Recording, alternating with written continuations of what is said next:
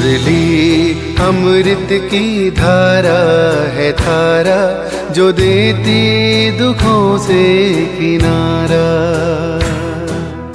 मुरली अमृत की धारा है धारा, जो देती दुखों से किनारा। भूले जीवन में हो जाए शिव बाबा मुरली में समझाए, भूले जीवन में हो जाए। ओम शांति। 24 मार्च 2025 का महावाक्य है, मीठे बच्चे, यह ज्ञान तुम्हें शीतल बनाता है। इस ज्ञान से काम क्रोध की आग खत्म हो जाती है, भक्ति से वह आग खत्म नहीं होती। प्रश्न है, याद में मुख्य मेहनत कौन सी है? उत्तर, बाप की याद में बैठते समय देह भी याद ना आए। आत्म अभिमानी बन बाप को याद करो, यही मेहनत है। इसमें ही विघ्न पड़ता है, क्योंकि आधा कल्प देह अभिमानी रहे हो। भक्ति माना ही देह की याद। ओम शांति। तुम बच्चे जानते हो, याद के लिए एकांत की बहुत जरूरत है। जितना तुम एकांत व शांत में बाप की याद में रह सकते हो, उतना झुंड में नहीं रह सकते हो। स्कूल में भी बच्चे पढ़ते हैं तो एकांत में जाकर स्टडी करते हैं, इसमें भी एकांत चाहिए। घूमने जाते हो तो उसमें भी याद की यात्रा मुख्य है। पढ़ाई तो बिल्कुल सहज है, क्योंकि आधा कल्प माया का राज्य आने से ही तुम देह अभिमानी बनते हो। पहला शत्रु है देह अभिमान। बाप को याद करने के बदले देह को याद कर लेते हैं, इसको देह का अहंकार कहा जाता है। यहाँ तुम बच्चों को कहा जाता है आत्म अभिमानी बनो, इसमें ही मेहनत लगती है। अब भक्ति तो छूटी, भक्ति होती ही है शरीर के साथ। तीर्थों आदि पर शरीर को ले जाना पड़ता है, दर्शन करना है, यह करना है, शरीर को जाना पड़े। यहाँ तुमको यही चिंतन करना है कि हम आत्मा है, हमको परम पिता परमात्मा बाप को याद करना है। बस जितना याद करेंगे तो पाप कट जाएंगे। भक्ति मार्ग में तो कभी पाप कटते नहीं है। कोई बूढ़े आदि होते हैं तो अंदर में यह वहम होता है, हम भक्ति नहीं करेंगे तो नुकसान होगा, नास्तिक बन जाएंगे। भक्ति की जैसे आग लगी हुई है और ज्ञान में है शीतलता। इसमें काम क्रोध की आग खत्म हो जाती है। भक्ति मार्ग में मनुष्य कितनी भावना रखते हैं, मेहनत करते हैं। समझो, बद्रीनाथ पर गए, मूर्ति का साक्षात्कार हुआ, फिर क्या? झट भावना बन जाती है। फिर बद्रीनाथ के सिवाय और कोई की याद बुद्धि में नहीं रहती। आगे तो पैदल जाते थे। बाप कहते हैं, मैं अल्प काल के लिए मनोकामना पूरी कर देता हूँ, साक्षात्कार कराता हूँ, बाकी मैं इनसे मिलता नहीं हूँ। मेरे बिगर वर्षा थोड़ी ही मिलेगा, वर्षा तो तुमको मेरे से ही मिलता है ना। यह तो सभी देहधारी है, वर्षा एक ही बाप रचता से मिलता है।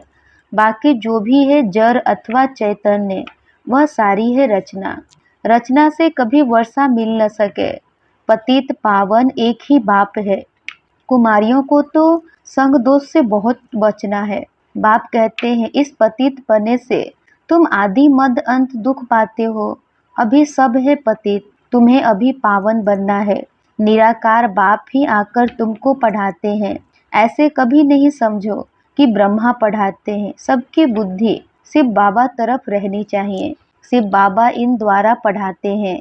तुम दादियों को भी पढ़ाने वाला शिव बाबा है, उनकी क्या खातिरी करेंगे? तुम शिव बाबा के लिए अंगूर आम ले आते हो।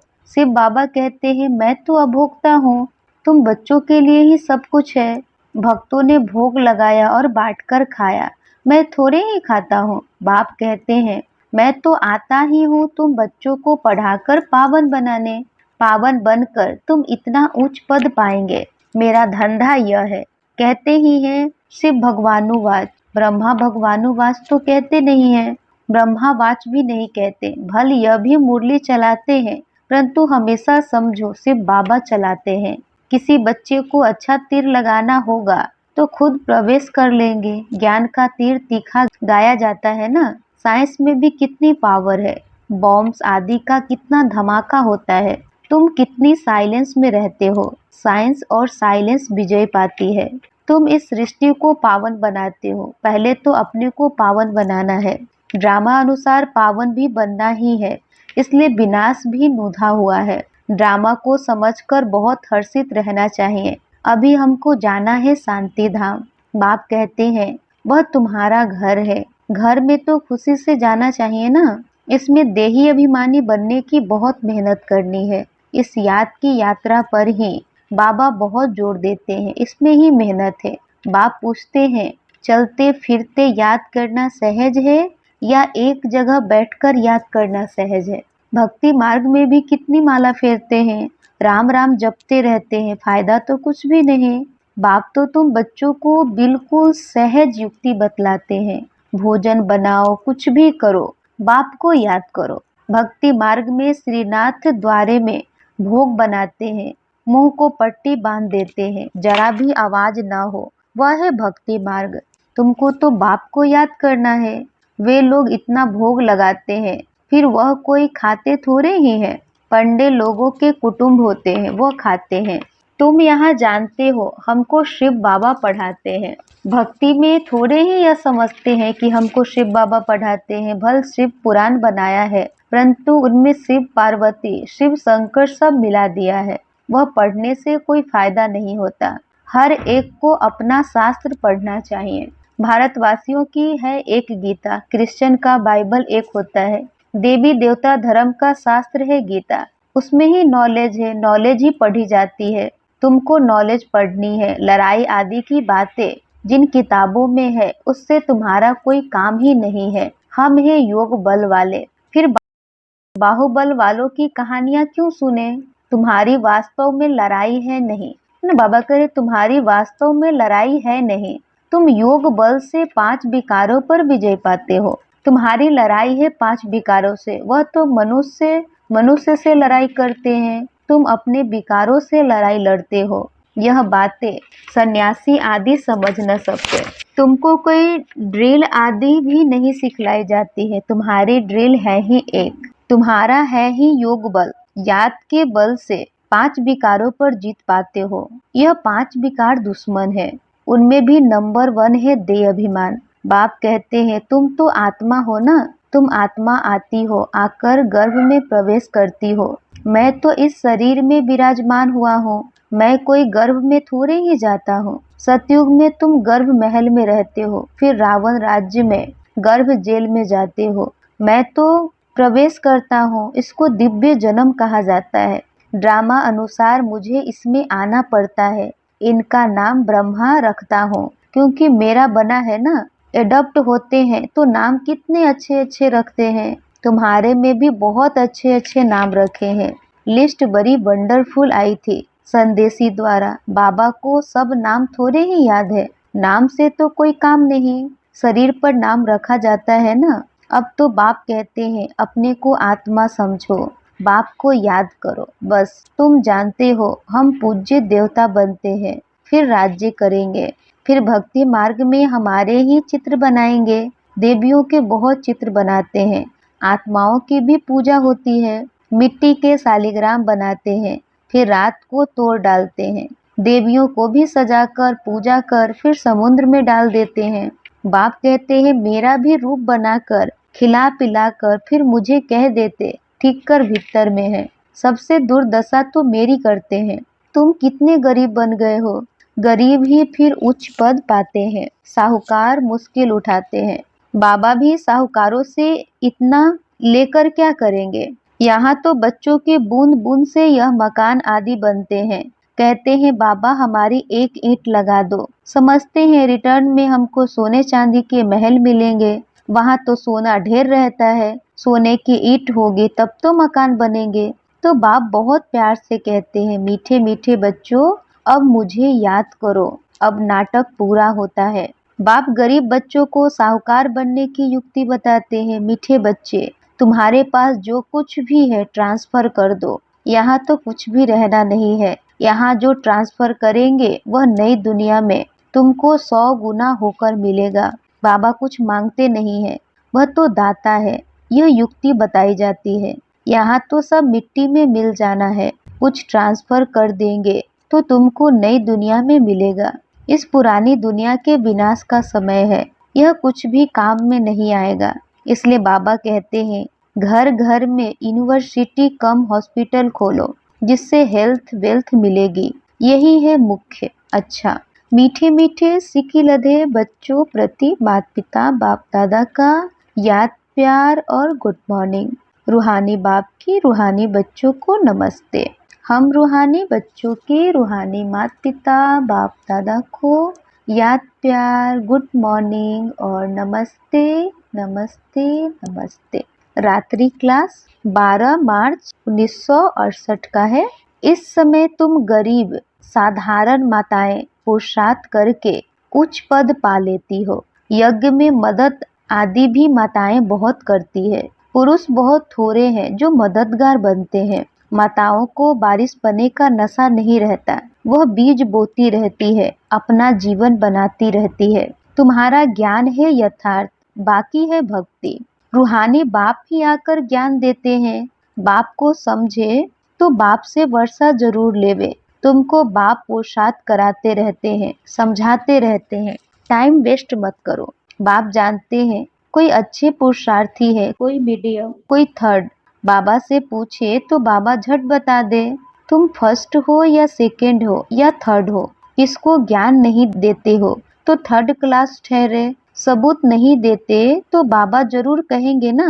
भगवान आकर जो ज्ञान सिखलाते हैं वह फिर प्राय लोप हो जाता है, यह किसको भी पता नहीं है। ड्रामा के प्लान अनुसार यह भक्ति मार्ग है, इनसे कोई मुझे प्राप्त कर नहीं सकता।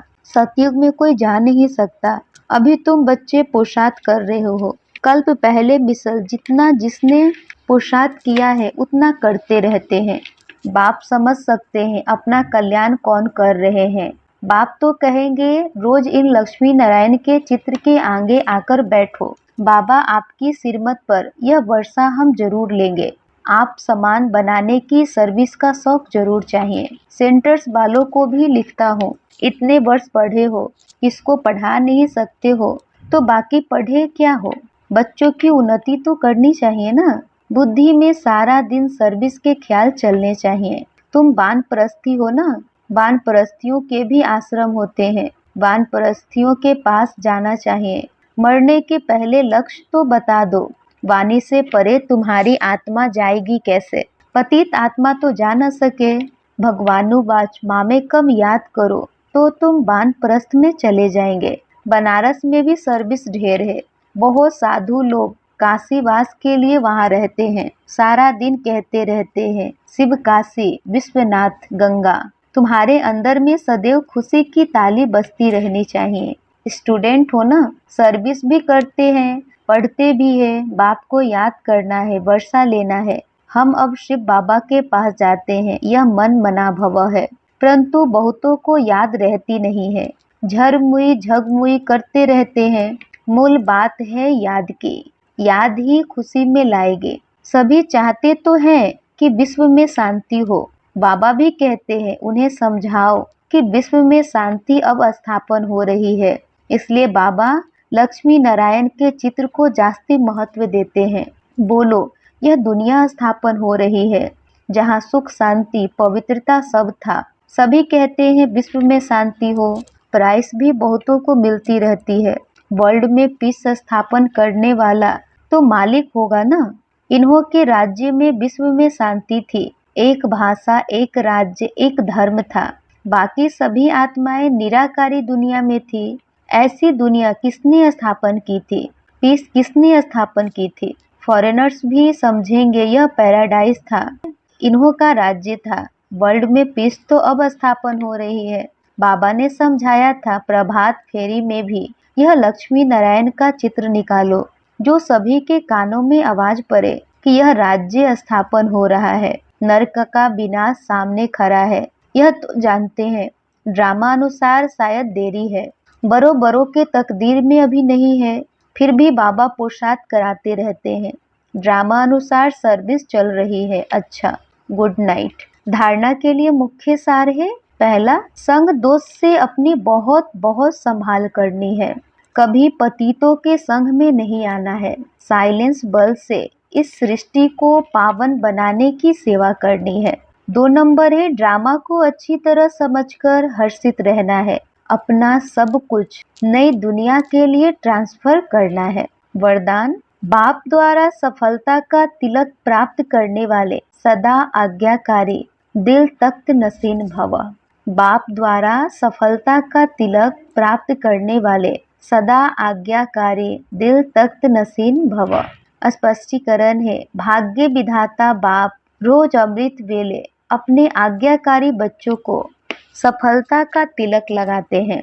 आज्ञाकारी ब्राह्मण बच्चे कभी मेहनत व मुश्किल शब्द मुख से तो क्या संकल्प में भी नहीं ला सकते हैं। वह सहज योगी बन जाते हैं।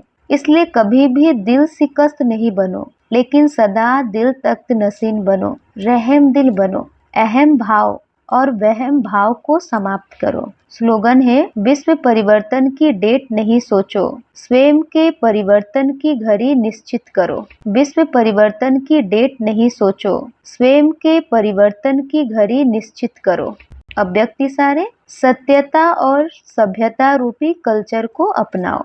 जो प्योरिटी की पर्सनालिटी से संपन्न रॉयल आत्माएं हैं, उन्हें सभ्यता की देवी कहा जाता है। उनमें क्रोध विकार की इम्प्यूरिटी भी नहीं हो सकती। क्रोध का सूक्ष्म रूप ईर्ष्या, द्वेष, घृणा भी अगर अंदर में है तो वह भी अग्नि है जो अंदर ही अंदर जलाती है। बाहर से लाल पीला नहीं होता, लेकिन काला होता है। तो अब इस कालेपन को समाप्त कर सच्चे और साफ बनो। अच्छा, ओम शांति।